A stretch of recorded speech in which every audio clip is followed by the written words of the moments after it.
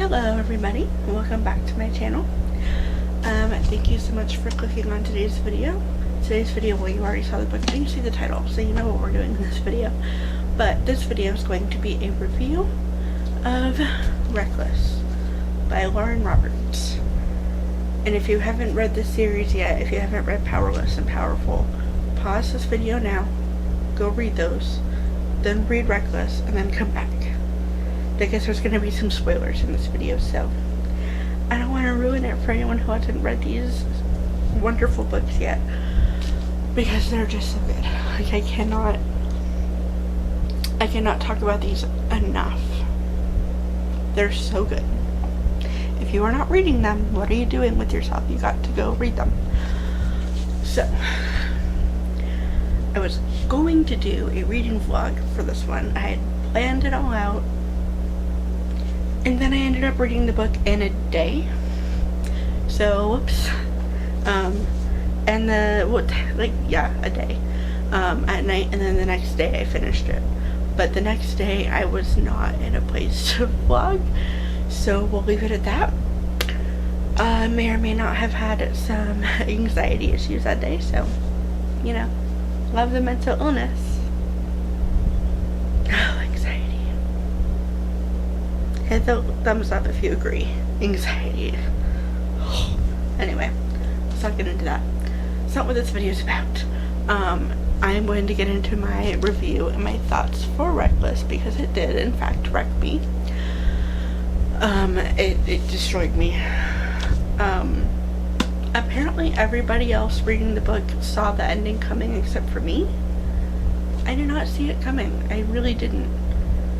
And it made me feel so many things.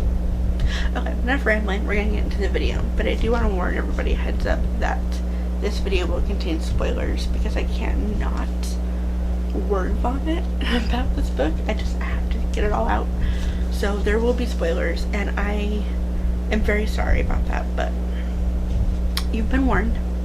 So if you haven't read the books and you still want to, don't watch this video. I'll see you in my next video.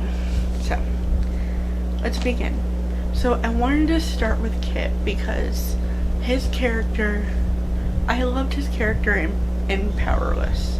I did. I really liked his character. Kai was always my favorite, just personally, but I still loved Kit a lot. I thought he was a great character. So when I read about Reckless that he was gonna have a villain arc, I wasn't sure how I felt about it, because I'm like, well, I really like him, like, I don't want to see him evil. And then, I don't know, it didn't feel like a villain arc to me. Like, it just felt like,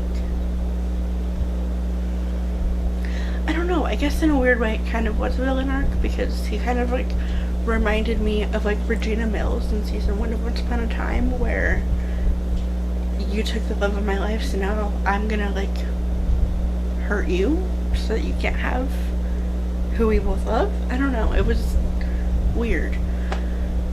And I didn't see it coming, and I probably should have, but I didn't. But I don't think he was like a flat out villain.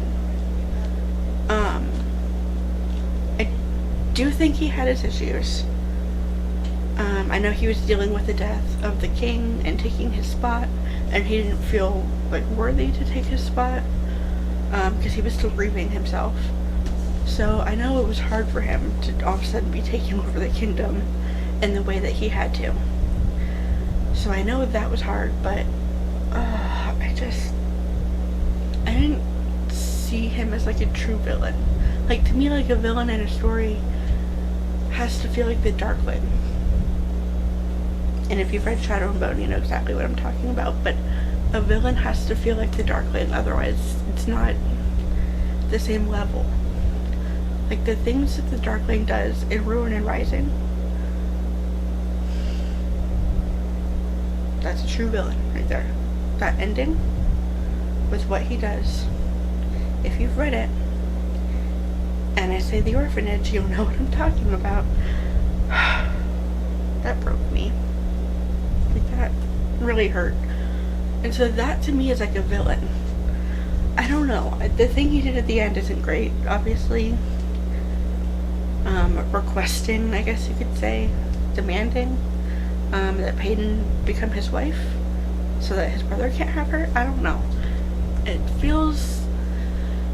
I really should have seen it coming, and now I'm just kicking myself that I didn't see it coming, because I should have. Besides the point. I do want to talk also about Kai and Peyton and them separately. So Peyton goes on quite the journey in this book, we can say. I know that she feels a certain way towards Kai and Kit separately, but the how do I explain it, the anger she feels for Kai for what she knows he did to her father,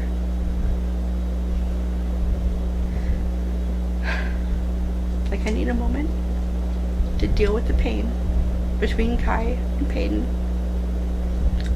The only thing that bothered me, and this was a common thing I saw in a lot of people's reviews, like on Goodreads and stuff, a lot of people said they were frustrated that Peyton kept saying, okay, next time I'm not gonna miss, next time I'm not gonna hesitate, next time I'm going to do what he did to my father, blah blah blah, all that stuff. I get that, but at the same time, it was such an inward battle that I feel like that would have been normal for anybody in that situation. I mean, you love someone, but you know that they did something as awful as Kai did, and it's hard. It's that conflict, and I love how they handled it. It was so interesting, and the end before she goes to see Kit, when they're in the flower, was it poppy field, I think it was, like, that whole scene. I listened to this on audiobook for the most part, and I just cried during that whole part. Like, I just was a mess. I need to take several deep breaths throughout this video. I'm so sorry. I'm a mess.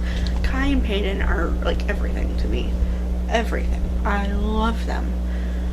And I'm so excited for Fearless. It's fine. Wait until literally next year. It's fine. How dare you, Lauren?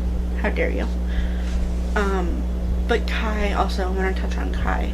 So, his internal conflict was so different as well as Peyton's, because he's dealing with his father. He just lost his father, lost the king, and his brother's now the king, and he's on this quest to find Peyton and bring her back to Kit as requested, demanded, really.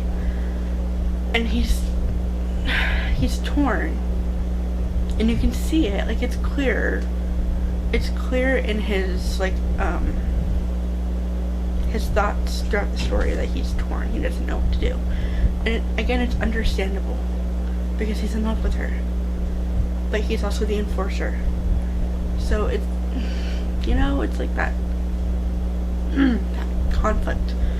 And man alive, I don't know how Lauren Roberts does it, because this book did something. It did something to me, and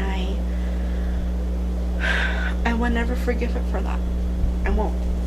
I will never forgive it for that ending, because that ending was something. It was something.